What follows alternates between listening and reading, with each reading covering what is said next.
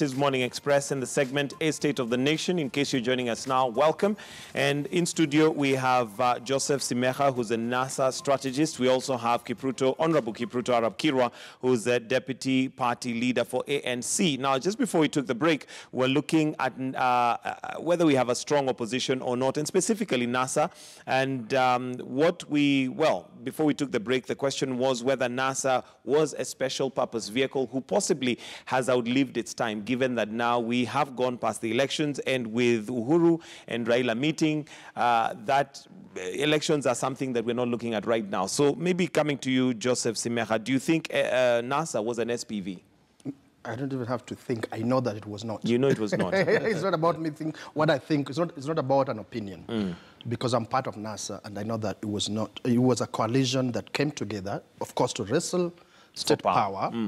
So not to stop there, not as an end in itself, but with an agenda in order to implement an agenda for the nation. And NASA put out that agenda in the public. We all know what happened, that NASA is not in government just now. Does that end our agenda as NASA? Not at all. So the struggles that NASA continues with and using different strategies and tactics, including the proposal for national dialogue, which, by the way, does not mean that NASA has abandoned all other strategies. At a certain time, we went public and said to the media that for some of the things, we've only suspended them. We've only put them on hold to give a chance to create an environment in which this proposed national exactly can take place. But not in any way abandoning any of the other strategies that we feel are necessary for pushing ahead with the NASA agenda. So even though NASA is not in power, NASA has not abandoned its agenda for the nation, and it will continue to insist and work towards ensuring that that agenda is achieved. And when we realize that part of the reason why NASA is not in power is the manner in which elections are managed, electoral injustices. Then we temporarily say, put this on hold, let us deal with the issue of electoral injustices. Not just for this election or for the next election, but for posterity in this country. Correct. Absolutely. All right. And in your opinion, in your thoughts, we have the likes of Moses Wetangula breaking ranks from NASA and saying, look, for me, it's a done deal. And what will cement and hold NASA together? And secondly, when we talk about national dialogue, initially we do know that the dialogue was supposed to be initiated by the two principals, Uhuru Kenyatta and Raila Odinga, and that, of course, is a symbol of unity for the country. But what dialogue now is supposed to take place after the two of them have already shook hands? First of all, again, I repeat, the shaking of hands is an expression of intent, is to give Kenyans a signal that, look, it doesn't always have to be through aggression. Aggression is a legitimate part of it, but it doesn't always have to be through aggression and hard-knuckle tactics. You can also use other tactics. That was just an expression to show that to the rest of the nation. Now, coming to what you're saying, I think Honorable Senator Wetangula is possibly just very angry at what has happened in the last 1 month or so, because he is a principal in NASA. NASA as a coalition, with its decision-making institutions, structures, and systems, has never sat down to say that let's now break NASA. NASA has never sat down to say that it disowns that handshake. In fact, the three other principals are on record as saying we support national dialogue. As Mheshimiwa said earlier, I suppose we have to acknowledge that maybe in terms of communicating this internally and to the public, it could have been managed better in a different way. But so far, there has been no disowning of that handshake, of the expression of intent to hold dialogue, and indeed of the idea of holding national dialogue itself. So when you hear, I think when I hear Mheshimiwa Wetangula, for example, say that get out of NASA and whatnot, I think it's probably just upset, and yes, many times in politics when you are, it's a coalition that wants to seize power, but at the same time, within that coalition, it's a coalition of competitors, okay? So let's appreciate that also. None of anyone who is in politics would want to feel outwitted by the other, even when they are their partner. They would always want to ensure that they are on the same page all the time. And if they miss something, sometimes they interpret it as, this one is trying to undercut me, this one is trying to outwit me, and so on. I think that anger may be arising out of that, but so far... And it's natural. On record, none of them have disowned this idea of the... All right, let me come to you, Honorable Kirwa, and like Simeha rightly puts it, it is a coalition of parties, and this coalition is there for a purpose, but they also have their own internal mechanism and organization. Do you, as Deputy Party Leader for ANC, feel that you can trust ODM, given that this happened the way it did? And also, secondly, what is your thoughts on Wetangula's breaking away from the party? Do you feel he's justified to do that, especially after what happened to him in Senate? Well, there are a number of things that we need to focus on. If it came to the issue of trusting ODM, between ODM and Jubilee, I would trust ODM more, because Jubilee is our competitor. ODM is our partner, although we have our own internal competition. Number two, NASA is a coalition of the willing. And the articles are very clear on who forms NASA. And even if ODM or any other political entity was to walk out of NASA, NASA still remains intact, because as long as 3 members are still feeling that it's necessary to carry on with the agenda, we'll carry on with that agenda. Finally, it's also important to recognize that NASA, we still got the agenda, but we do not have the Westminster system where we become alternative government. In Kenya, the constitution that we have today is somewhere between the ICs, between America and the UK. And that's why I've insisted that we have to do an audit of this constitution so that we make it organic. Today, if there was anything, Jubilee will, if there was any changes in the top leadership of Jubilee, Jubilee will still maintain power, because we cannot come in just because Jubilee has failed, unless we go for an election. Right. So these are some of the changes that we feel as NASA we need to put in place. As far as the Honorable Wetangula is concerned, I would not want to really overreach myself by commenting on one of the principles, but I feel that he's sufficiently annoyed by the fact that many things that happened without his knowledge. And if we are to talk of national dialogue, or first, national consensus means you have to involve everybody, even those people that you do not think their opinion matters. Now, you cannot say 3 political entities, ANC, Ford Kenya, and Wiper, can be wished away by any individual in this country, because they constitute a chunk of the population, a chunk of followers, and also a large constituency that anybody will ignore at his own political peril. So this is the way I look at it, that these are some of the things that Honorable Musalia was referring to as rattling of the opposition. But now this is when leadership ought to come in. Correct. Starting with the Honorable Raila, reaching out to his colleagues to see how they can mend fences. Then we continue with national dialogue. Because and do you feel like he has reached out to Wetangula sufficiently, given that after Wetangula's statement, Raila was the first one to come out and say that, you know, basically speak disparagingly about his fellow principal? Well, I think that, well, it is important because, you see, they say in terms of conflict management that when conflict does arise, at times it's good to put the basic principles on the table to see where did the rain start beating us. Then from there, we can look for ways of mending fences. Otherwise, as the opposition, I strongly believe that opposition is relevant, necessary, and also critically important for the welfare of Kenya. All right, let's move on to one of the top agendas for NASA that they had, and this was electoral reforms. And top of that, of course, is the managing body, IEBC. And maybe I'll start with you, Mr. Simeha, on your thoughts on what's happening in IEBC now. Some may say Chiloba's, you know, being put on suspension is too little too late. NASA had, you know, brought out some of the issues earlier on. And how do you see this panning out? Because one of the key bodies that has to be worked on before we get to the next election, whenever that will be, is the IEBC. First of all, I can't help, you know, I can't let this just go like this. Honorable Raila's statement released by Dennis Onyango was not disparaging. It was only laying on the table historical facts. Okay. And if people interpret those facts as they are as disparaging, then that's a matter of opinion and interpretation. But really, I think it was very neutral, just putting on the table historical facts. About IEBC, is it too little, too late?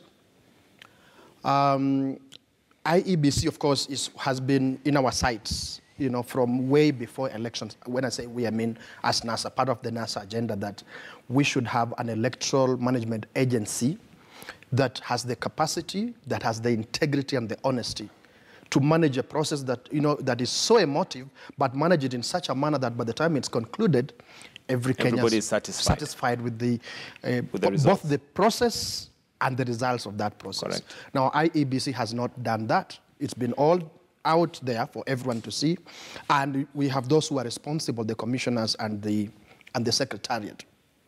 For us, it doesn't change anything.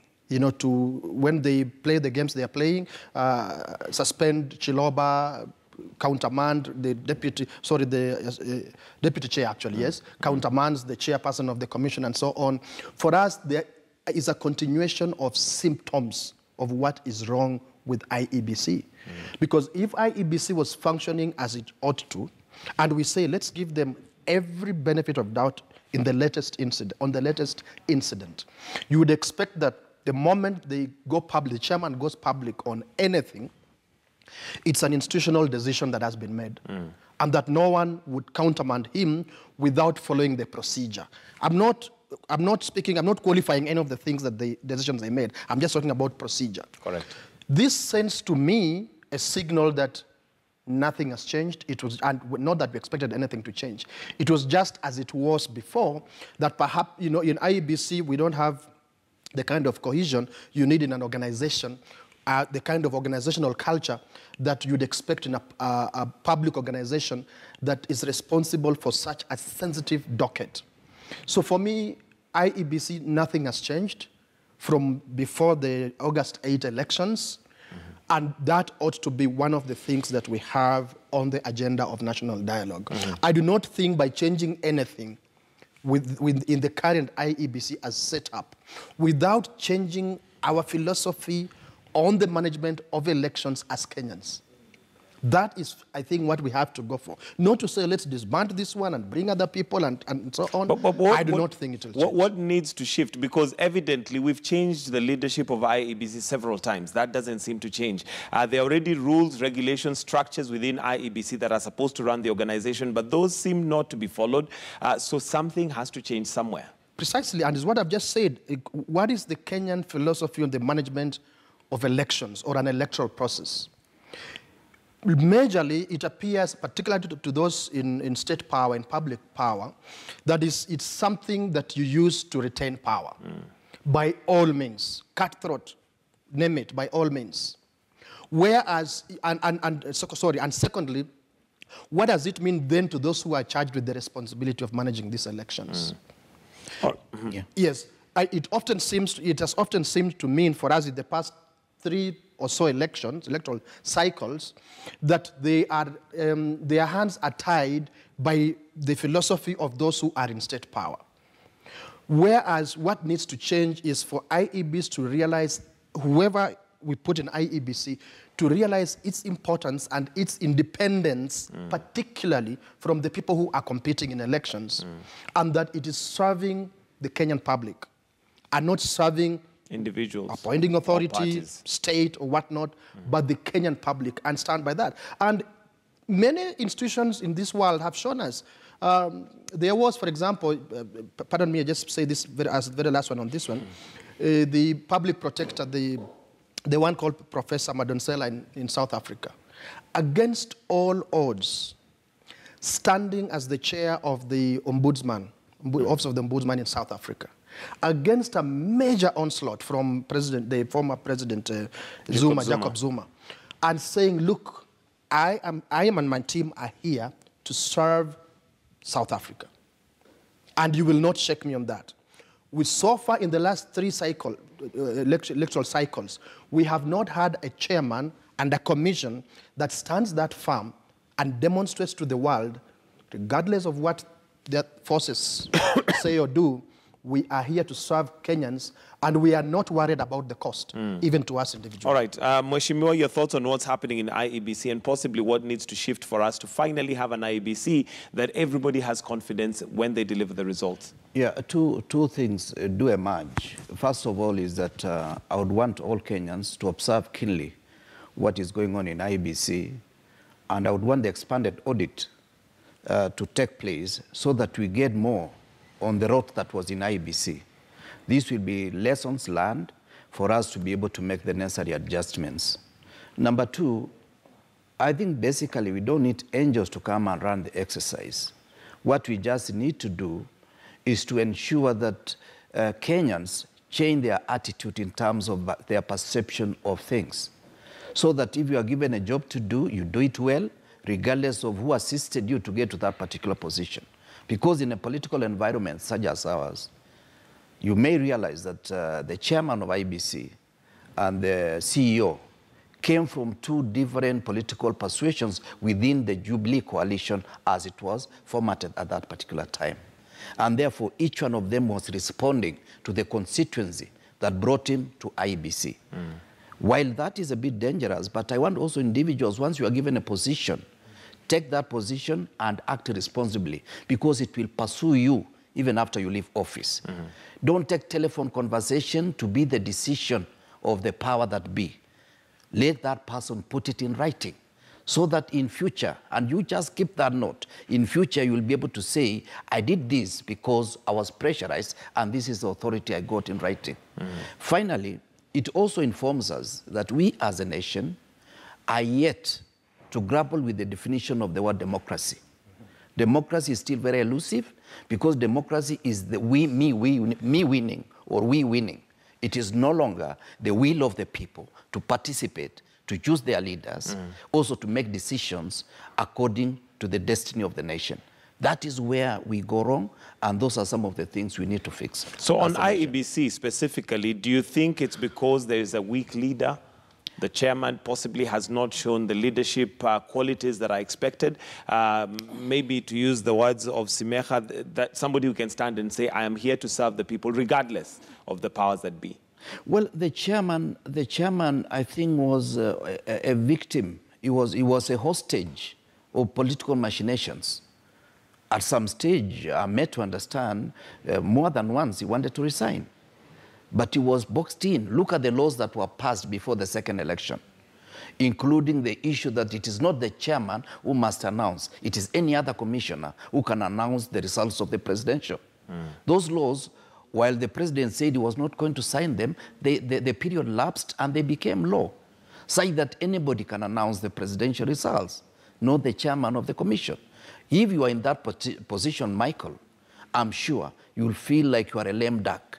And I really want to congratulate him. He has tried to survive, to be in that particular position, given the fact that majority of the commissioners have been bulldozing some of the decisions, almost at gunpoint. Okay. Simeha, we are running out of time. You talked about a philosophy, a Kenyan philosophy that needs to change. How do we change that philosophy? Because it looks like individuals are not able to do that. The people that are given and mandated to do that work. Secondly, it's not that we lack institutions that are there to protect. Some of them even have constitutional protection, as in they cannot be fired by, but we just don't seem to move from where we are.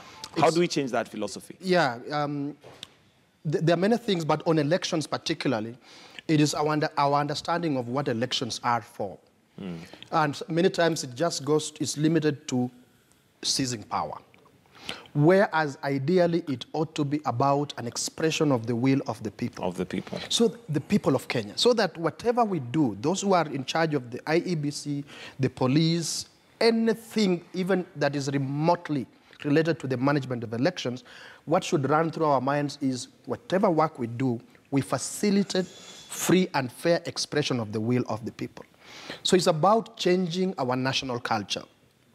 And it will not be, you cannot look at it in isolation, and this is why we have to look at many other things. For as long as there is, for example, primitive ethnic competition, we are not going to accept that. We change, because we then feel like it's an existential struggle, and how do we win as this ethnic community against the other? elections.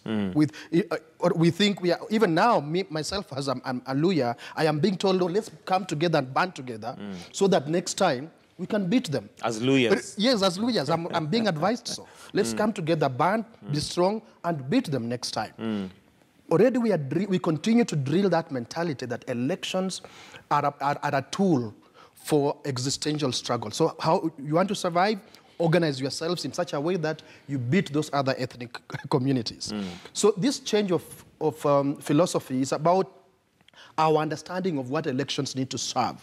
The moment we persuade ourselves as a nation on that, the meaning of elections and what it ought to serve, we will begin to change our culture around elections, but not in isolation. Many other things have to be seen to change. Okay. For a final one, if devolution, for example, works as it ought to, it lessens all these feelings that we must be at that table for us to survive. That already begins again to seep into our understanding of the meaning of elections.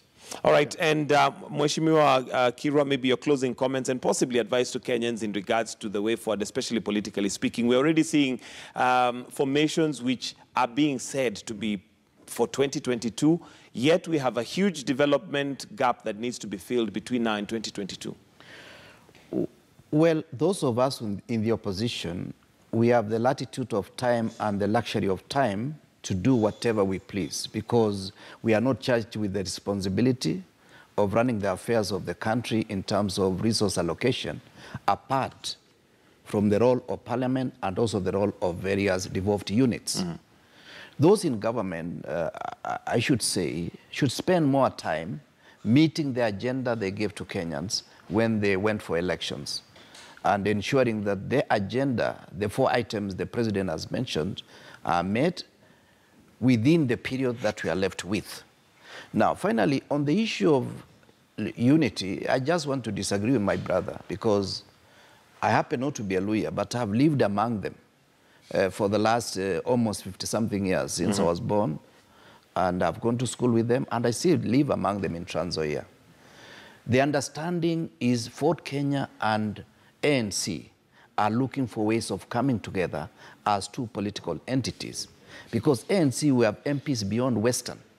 But when it comes to the local leadership, some of the MPs from Western, the language people understand is that let's come together as a community. But we are coming together as Fort Kenya and ANC for purposes of ensuring that we are able to seal off some of the cracks that we lost some seats because we fielded against each other.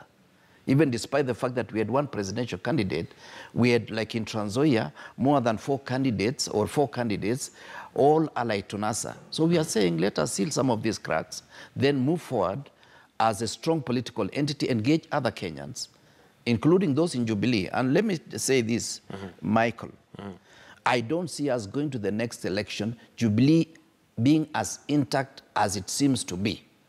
Some of the cracks will take place when Jubilee does appoint its presidential candidate, and that presidential candidate chooses a running mate. Okay. A crack will emerge. We are preparing ourselves so that whatever is lost there, we gain on our side. All right, your closing comments, Imecha. My closing comments, you know, I feel sad when I see people get so passionate about 2022 when we have such problems in the nation, and especially around the management of elections and cohesion as a nation. That we should be concerning us, and by the way, politics and development are not necessarily mutually exclusive. Correct. In fact, development is anchored on progressive politics. That if we get it right, where we've made mistakes, particularly in the last, say, 6, 7, 8 months, that we stop in good faith as a nation, look at ourselves, introspection, look at ourselves and say, let us be honest, where did we go wrong? Correct that. You will see development happen, even as we compete politically. We will not need to begin to think about 2022. So for me, when I hear people talk about 2022, I sympathize with them because I do not see anything changing in terms of who is going to hold state power in 2022 unless we correct the manner in which we manage competition around political positions in this country. All right, thank you, gentlemen. We'll have to wind up there because of time. Joseph Simeha, NASA strategist, and Kipruto Arap Kirwa, Honorable Deputy Leader, ANC. Thank you for joining us this morning on the State of the Nation. It's now just 2 minutes to 8, and we're going to take a short break. Today's Thursday. We've got Tech Central lined up for you. So